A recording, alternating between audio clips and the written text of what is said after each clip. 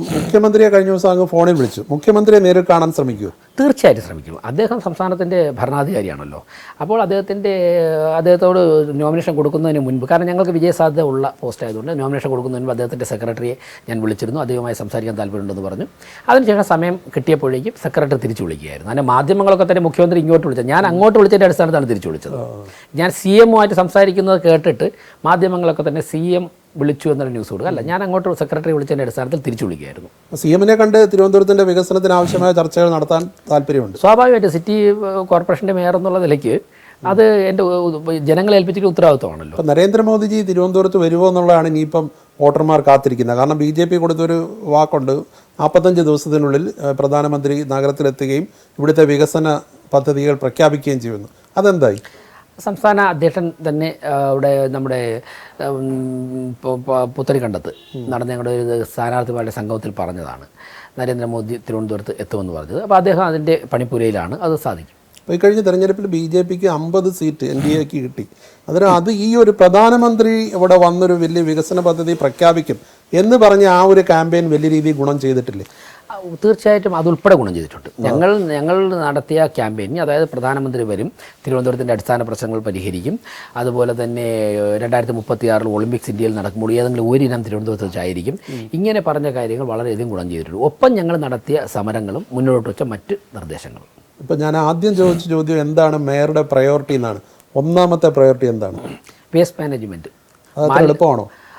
എളുപ്പമില്ലാത്ത കാര്യങ്ങൾ ചെയ്യണമല്ലോ. കാരണം ഈ പ്ലാന്റുകളൊക്കെ വരുമ്പോൾ ആ പ്രദേശവാസികൾ പൊതുവെ എതിർപ്പ്. അല്ല, ഈ ഇപ്പോൾ ഓരോ അതായത് നമ്മൾ മനസ്സിലാക്കേണ്ടത് ഒരു ഭരണകൂടം ചെയ്യേണ്ടത്, ഞാൻ മനസ്സിലാക്കി എൻ്റെ പൊതുപ്രവർത്തന പരിധിയിൽ ഞാൻ മനസ്സിലാക്കിയത്, ഇപ്പോൾ തിരുവനന്തപുരത്തിൻ്റെ ഈ സാഹചര്യങ്ങൾ പെട്ടെന്ന് നമ്മൾ വിചാരിച്ചാൽ മാറ്റാൻ സാധിക്കില്ല. ഈ പോപ്പുലേഷൻ ഡെൻസിറ്റി നമ്മൾ വിചാരിച്ചാൽ മാറ്റാൻ സാധിക്കില്ല.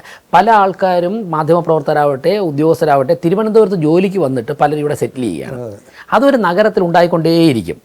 അപ്പോൾ ഈ പോപ്പുലേഷൻ ഡെൻസിറ്റിയോ മാലിന്യം ദിവസവും കൂടുന്നതോ ഒന്നും നമ്മളാരും വിചാരിച്ചാൽ മാറ്റാം. പക്ഷേ ആ സാഹചര്യത്തിൽ നിന്നുകൊണ്ട് നമുക്കിതെങ്ങനെ പരിഹരിക്കാം? ലോകത്ത് തിരുവനന്തപുരത്ത് മാത്രമല്ലല്ലോ വേസ്റ്റ് ഉൽപ്പാദിപ്പിക്കപ്പെടുന്നത്. ഇതിനേക്കാൾ കൂടുതൽ പോപ്പുലേഷൻ ഡെൻസിറ്റിയുള്ള സ്ഥലങ്ങളുണ്ട്. അപ്പോൾ നമുക്ക് ഇവിടുത്തെ സാഹചര്യം വെച്ചുകൊണ്ട് ഇൻഡോർ മോഡൽ, ഇൻഡോറിൽ ഞാൻ പലപ്പോഴും പറഞ്ഞിട്ടുണ്ട്, ഇൻഡോറിൽ ആവശ്യത്തിലധികം വേക്കൻറ്റ് ലാൻഡ് ഉണ്ട്.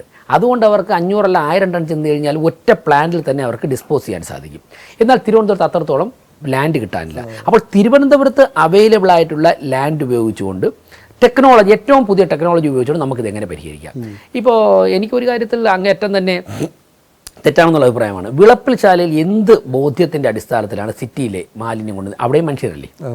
ഇപ്പം തിരുവനന്തപുരം സിറ്റിയിലെ മാലിന്യം വിളപ്പിൽ ശാലയിൽ കൊണ്ടുപോയി സംസ്കരിക്കാൻ വേണ്ടി അവിടെ സ്ഥലം വാങ്ങുന്നു.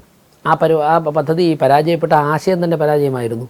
അപ്പോൾ നമ്മൾ ഏതെങ്കിലും ഒരിടത്ത് പക്ഷേ കൊണ്ടുപോയാലേ പറ്റൂ. പക്ഷേ അതിൽ പ്രശ്നം എന്താണെന്ന് വെച്ച് കഴിഞ്ഞാൽ അവിടെ കൊണ്ടുപോകുമ്പോൾ അത് അവിടെയുള്ളവർക്ക് ബാധ്യതയാവരുത്. അങ്ങനെയാണെങ്കിൽ ആ സിസ്റ്റം കൃത്യമായിട്ട്, ഇപ്പോൾ ബഹുമാനപ്പെട്ട മന്ത്രി എന്ന് പറഞ്ഞത്, ഇപ്പോഴത്തെ മന്ത്രി, അന്നത്തെ മേയർ, അദ്ദേഹം പറഞ്ഞത് ഹൈദരാബാദിൽ ഇവിടെ നിന്ന് തിരുവനന്തപുരത്ത് നിന്ന് അദ്ദേഹം ഉൾപ്പെടെ ഒരു ടീം ഹൈദരാബാദിൽ പോയി കണ്ട് വിജയകരമായി അവിടെ നടക്കുന്ന പദ്ധതിയാണ് ഇവിടെ നടപ്പിലാക്കിയതാണ്. അങ്ങനെയാണെന്നുണ്ടെങ്കിൽ ആ പദ്ധതി നടപ്പിലാക്കിയാലേ പാളിച്ചയാണ്. ഒന്നിൽ ഹൈദരാബാദിലെ പദ്ധതി പാളിച്ച, അല്ലെങ്കിൽ ഇവിടുത്തത്.